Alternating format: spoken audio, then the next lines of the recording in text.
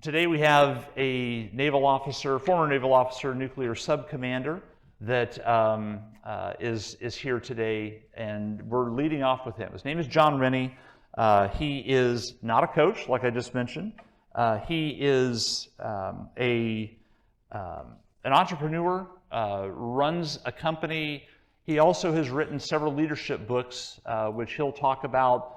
And we wanted to have him come in because he's very well known, really great author, and it's all about how do you attract talent? How do you bring people into your program, either other coaches, recruits, donors, the people that you need to attract to be successful. That's one of the specialties he's going to talk about today, and we're thrilled to have him leading off day 2 of the National Collegiate Recruiting Conference. So please welcome John Rennie. Thanks.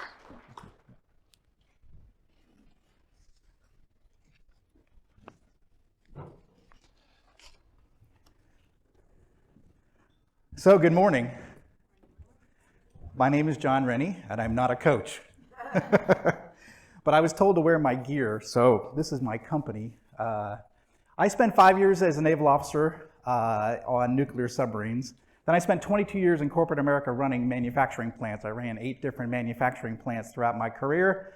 And then 6 years ago, I left corporate America. I started my own business. I run a manufacturing company. It's called Peak Demand, and we're based here in North Carolina. Now, what's interesting about my company is we are the smallest company in my industry. So we make products for electric utilities. We're the absolute smallest. What does that mean? Well, like many of you in this room, I have to attract talent to my company, and I have to go up against the big guys to get that talent to come work for me. So today I'm going to talk to you about the power of purpose and how that we can use purpose to attract talent to our program. Now I'm going to go back and I'm going to tell you a story from before I was a business leader. So back at a time where the power of purpose compelled me to work for about a decade to achieve a dream that I had. And that dream was caused by the people that created this purpose that was so strong that I was attracted and pulled into that program. So that's what I'm going to talk about today. It's completely different than probably what you're going to hear the rest of the day, but I hope it's good. So, I grew up in Manchester, New Hampshire. Anybody been to Manchester, New Hampshire? Yeah, okay, so it's a small city just north of Boston, about 100,000 people. I was born in this city. My father and mother were born in this city. All 4 of my grandparents were born in this city. It is a blue-collar city. I grew up in a blue-collar family. No one leaves Manchester, New Hampshire. Okay, this is a place that you're born, you grow up, you have a family, you raise your children, you die there, okay? And I probably would have also spent my life in Manchester, New Hampshire, except for 2 men in my life, both my grandfathers. Both my grandfathers served in World War II. One was in the Army and one was in the Navy. And as a young boy, I was fascinated by their stories. I would always ask them to tell me their stories, and they would show me pictures, and I imagined a world, right, outside of this city, right? A place where you could sail off and go to do something daring and some sort of adventure, something other than the town I was in, right? So I imagined my life, what it would be like if I did what they did and sailed off into the unknown. My grandfather was in the Navy, served on destroyer escorts in the North Atlantic.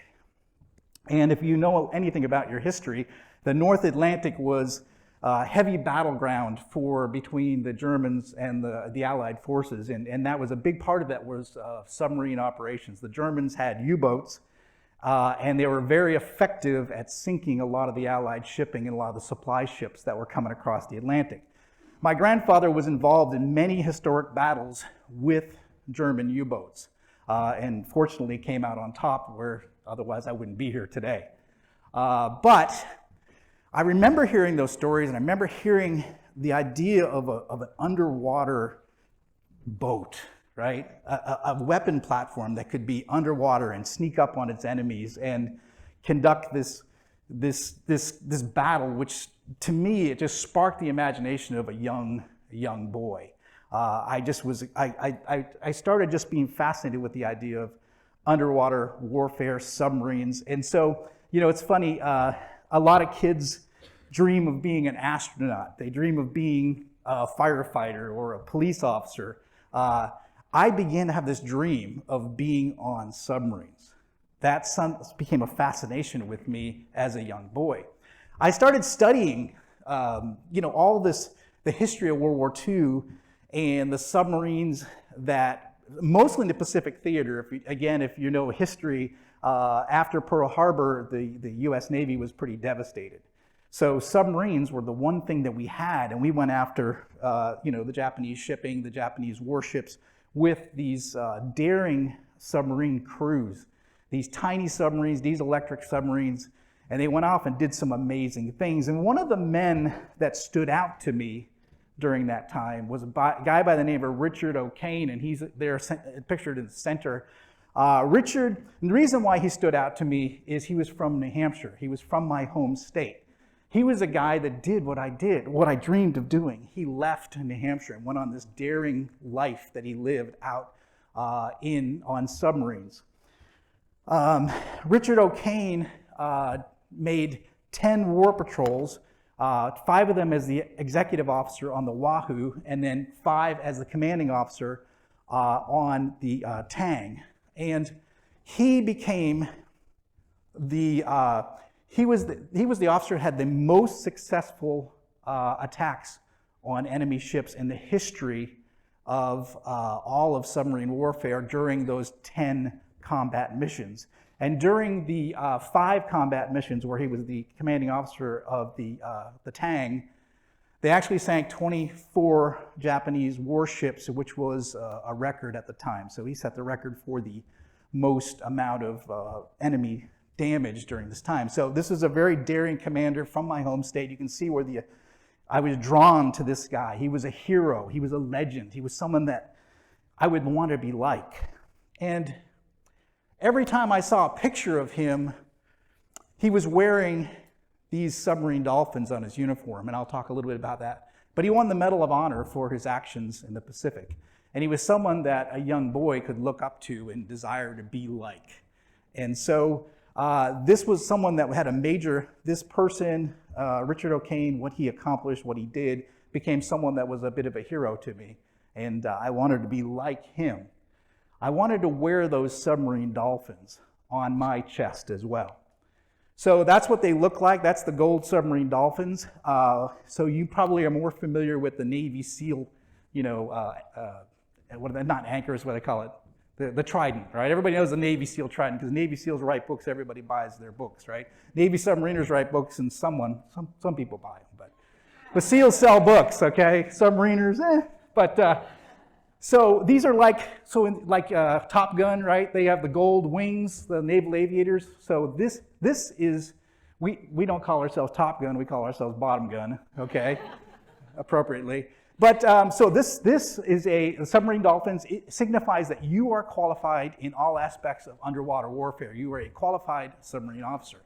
And as a young boy, I wanted to wear that. I wanted to wear that pin on my uniform.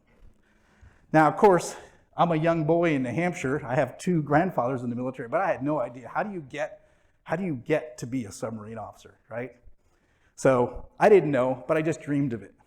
And then something happened in history, kind of an amazing moment.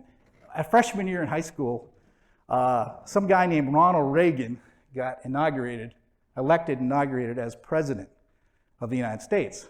Okay, well, what's that mean? Well, again, knowing your history, he suddenly started saying things like, we've got to defeat the Soviet Union. They are the evil empire. We're going to win the Cold War. Again, I'm a freshman in high school. I'm hearing this.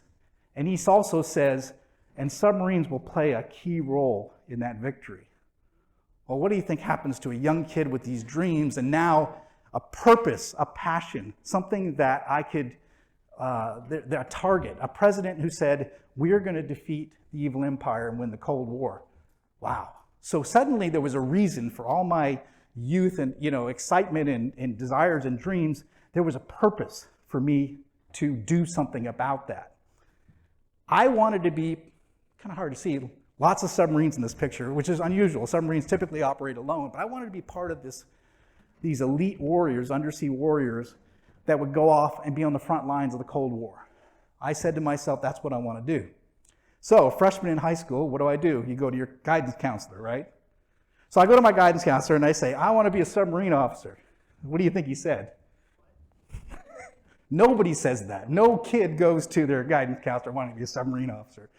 But to his credit, he did the research, found out what it would take, and he said, you got to be really good at math and science. You got to get really good grades. You have to be a well-rounded student. You got to get into a good university or the Naval Academy, and you got to get an ROTC scholarship to college.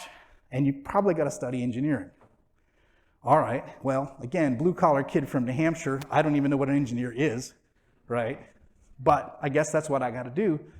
So that's the path I went down. So I started on a journey, right? Freshman year in high school, a journey to a dream that I had to become a naval officer on a submarine. And so that's what I did. High school went well. I got good enough grades to get into a good engineering school. I wasn't top of my class. The top guy in my class went to MIT. I did not go to MIT. I went to Worcester Polytech in Worcester, Massachusetts, a good engineering school, but not a great engineering school. But it was good enough to get to where I was going. I also got a ROTC scholarship, 4-year scholarship, naval scholarship. And I studied engineering, mechanical engineering. I don't know what that was, but I knew I needed that to get to the boats, right? But then I met this guy. This is Dean Van Alstyne. This is the guy that teaches calculus to all the freshmen that come into the university. So he is your typical professor, right? He's got he wore the jackets with the patches and the plaid pants. Sometimes he wore a bow tie, and he always had that smile on his face. And every morning when I went to calculus, he would fill 3 chalkboards full of equations and had that smile on his face, sort of just challenging us to keep up with him. And I remember thinking back then that there's no way I'm getting through calculus. There's no way I'm going to, let alone get through 4 years of engineering to be able to get to the next level in my dream and my passion. But I kept remembering what I wanted to do. I wanted to be part of that elite team that was on the front lines during the Cold War. And so I kind of persevered. I just figured it out. I figured out how to get through calculus. Then I figured out how to get through differential equations, and I get through physics and chemistry and all these courses that I had no idea about. But I just focused on, I just got to do this to get to the fleet. And that was my mindset. The dream, the purpose drove me to do things I had never done before, no one in my family had ever done before, all right? Unprecedented things, just because I wanted to get to the boats. And then, junior year in college, I had good enough GPA where I could apply for getting selected to the Navy nuclear power program. Every submarine officer has to go through the Navy nuclear power program. You have to have a very good GPA, you have to have good performance in college, and then you have to fly to Washington, D.C. and interview with a 4-star admiral. This guy, Admiral McKee. So as a junior in college, you probably know a few juniors in college, my maturity level wasn't very high yet. It still isn't. But I had to fly to Washington, D.C. and meet with a 4-star admiral, sit in front of him, between me and the chair right here, and tell him why I should be allowed into his submarine force. And I remember just going through exactly what I've told you this morning. It's my passion. I just had this passion. I wanted to be on the front lines. I want to be part of this elite war, one of these elite undersea warriors. And I just sort of spilled my guts to this 4-star admiral. And it must have been good enough because I got in. He accepted me in the program. So I thought, well, it's it. I'm in. I'm going to the submarine force. And I graduated from college, got my commission as a naval officer, and they sent me to school. So you think, well, wait a second. I spent 4 years in high school doing really well. I did 4 years in college doing really well. And now the Navy sends me to a year and 3 months of more training. And the first training they send you to is this place called Nuke Power School, or Nuclear Power School. Nuke Power School. Let me tell you what Nuke Power School is. It's boot camp for geeks, okay? So again, kid from New Hampshire, blue collar, I show up to this place and there's the best and the brightest engineers from all over the country, MIT, Stanford, Georgia Tech, Virginia Tech, all in the same room with me, from WPI. Great. Oh, by the way, we're the Fighting Engineers, by the way, sports guys, so go Engineers. That's a stupid name. So here I am with all these brilliant, smart, intelligent, great people, and I've got to compete against them to get through this next phase in the training program. This school has a 40% attrition rate. 40% of people don't make it through. I was likely going to be one of those 40% people because I just wasn't at the caliber of the people around me. But again, it was that passion, that drive, that purpose, that I wanted to be part of that team, that elite team. I wanted to fulfill the purpose that Reagan had set forth to win that Cold War. And so I persevered. I got through that school. I got through the next school. The next school was 6 months operating a nuclear power plant. They put me in charge of a nuclear power plant. That was kind of cool. I didn't know much about nuclear power, but I learned a lot through that process. 3 months of submarine school, and then I got my orders. Show up to the USS Tennessee in Kings Bay, Georgia. I made it to the fleet. I showed up to the boat. I had my uniform on, my sea bag on my shoulder. I thought I was the top of the food chain. What I learned is I was the bottom of the food chain. What I learned is that they don't just hand you those dolphins when you show up to the boat. You've got to earn them. You've got to go through an entire whole process. When I arrived at the fleet, that was just another hurdle that I had to overcome. And it meant another year of learning every system from the stem to the stern, to the port, the starboard. I had to learn everything about that submarine before I had to qualify in every watch station. I had to know every electrical panel, every hydraulic panel, every pump, every valve before I would be allowed to be qualified as a submarine officer. It took me a year. 6 months of that I spent underwater. So when I say underwater, I'm talking no sunlight, no going home on weekends, 24/7 underwater for part of that, for half of that year. But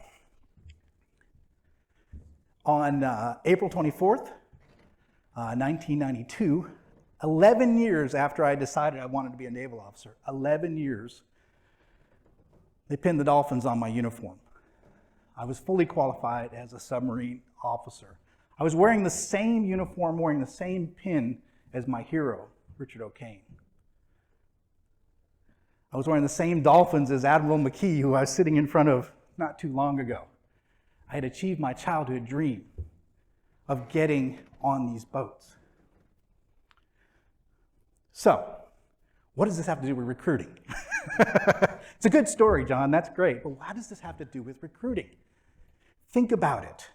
A 14-year-old kid is driven towards over a decade worth of work to achieve objective, to become part of an elite team. That's no different from what you're doing right now. You're trying to attract young men and women, athletes, to your program. I went on to make 7 patrols during my time in the Navy. I spent a lot of time underwater. I was on the front lines of the Cold War. I saw the Cold War end, by the way. It's kind of cool. I got to see the Soviet Union dismantled.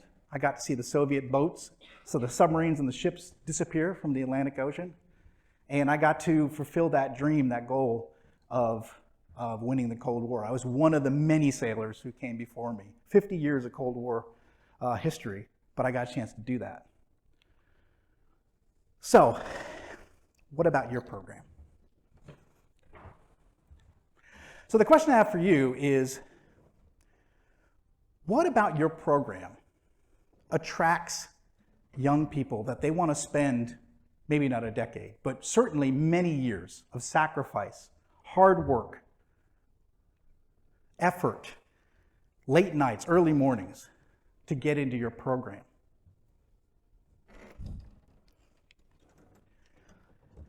Who are your heroes? What are your legends? Where do you play your games? What uniforms do you wear? What is compelling about your story?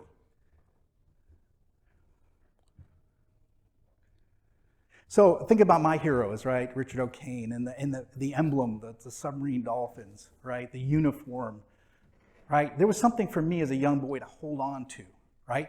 So what are your legends? What are your symbols? Where do you play? Who are your rivals? How do you generate excitement about your program? Let's think about some of these things. The legendary helmets of Notre Dame. That draws you in, doesn't it? Cameron Indoor Stadium. The mystique, right? The history. Army-Navy game, the pageantry. The rivalry. Auburn, Alabama. The tradition. Is there Penn State? Somebody in here? Penn State? I thought I saw somebody. Yeah. Yeah, we are. How many years have been wearing blue and white? The tradition of the blue and white uniforms. These things, they get the attention of young people. They attract them. There's something about them that says, I want to wear that uniform. I want to play in that stadium. I want to play those people. I want to be part of this program. You know, a lot about recruiting is pushing people into your program. What I'm talking about is pulling people in, drawing them in through the vision, the history, the mystique, the idea of wanting to be part of something special, something elite. Question I would ask you is, you know, what's your purpose?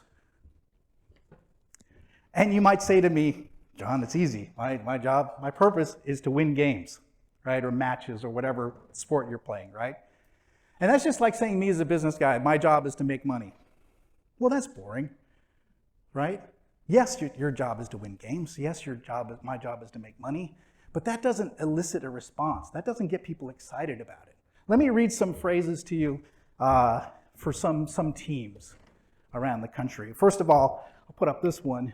You've seen this one. Go Army, beat Navy, right? So if you were at the Naval Academy, beat Army is all in your vocabulary. If you go to West Point, beat Navy is in your vocabulary. That is a purpose. That is something that is driven into you. Do you know when they do push-ups, every time they do push-ups, they say one more to beat Navy or beat Army, both sides, right? It's built into their DNA. It's a purpose, right? How about some other ones? Play like a champion today. You might have heard that one. Roll Tide. We are Marshall. We are Penn State. So, Go Tigers, Rock Chalk Jayhawk. And my son went to App State here in North Carolina. So today I give my all to App State. What are some of your purposes? What evokes a response? These things they create an emotional response. These phrases, these purposes, they're very clear. If you think about, and we'll say this, is that you're in competition for talent, right? So like me, I'm a small company. I run a small company. I'm in competition for talent.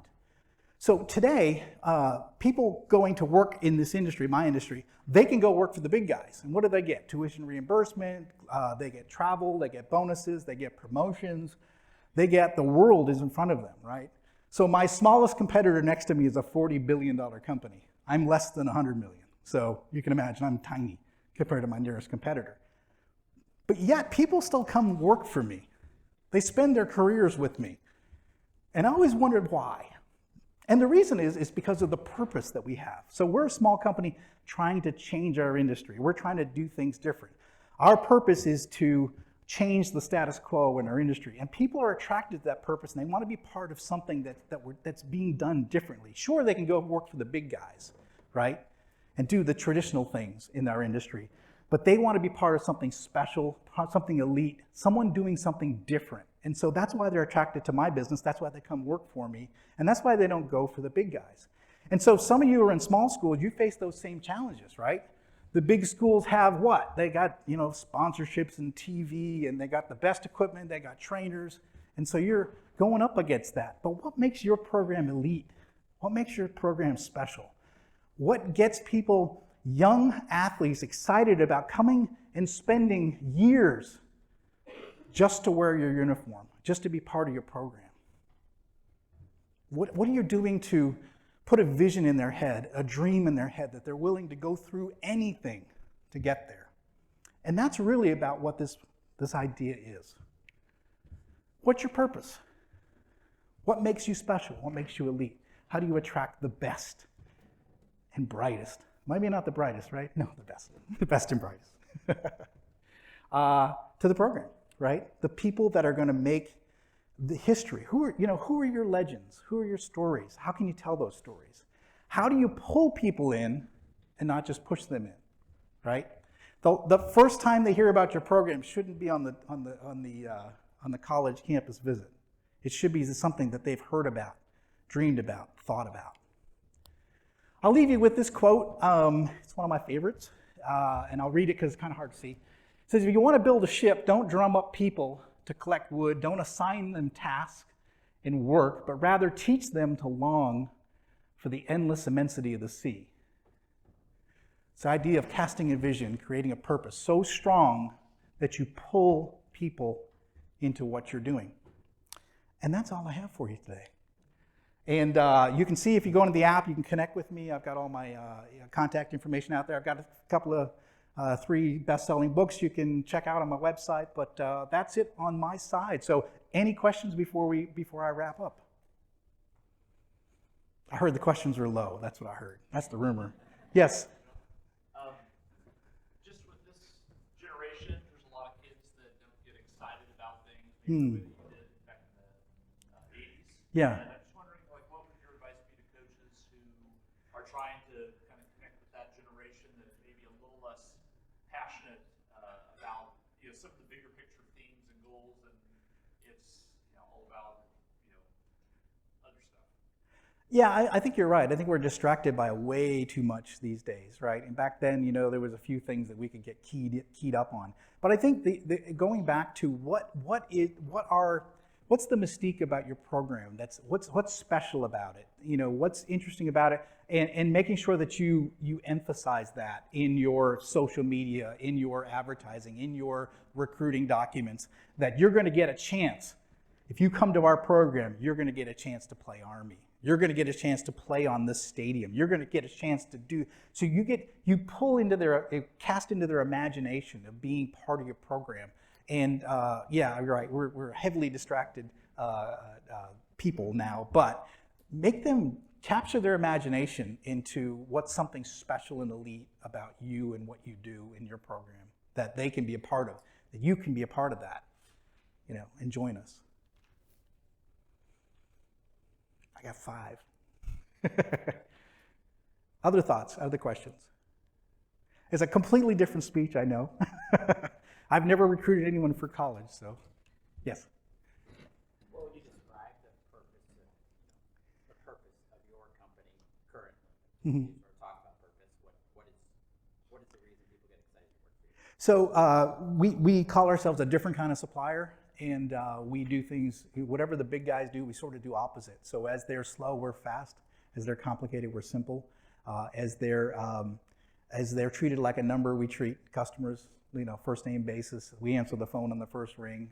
It's just the idea of being a personal touch to our company and being fast. Our products are designed to be modular, so we can build them quick and ship them in 24 hours, where the other guys take 6, 7, 8 weeks. So it's the idea of being more customer friendly, being the Amazon in our industry, essentially. And that's what people get excited about. Yeah. Other questions? Well, all right. Nice to meet you all. Take care. Enjoy the day.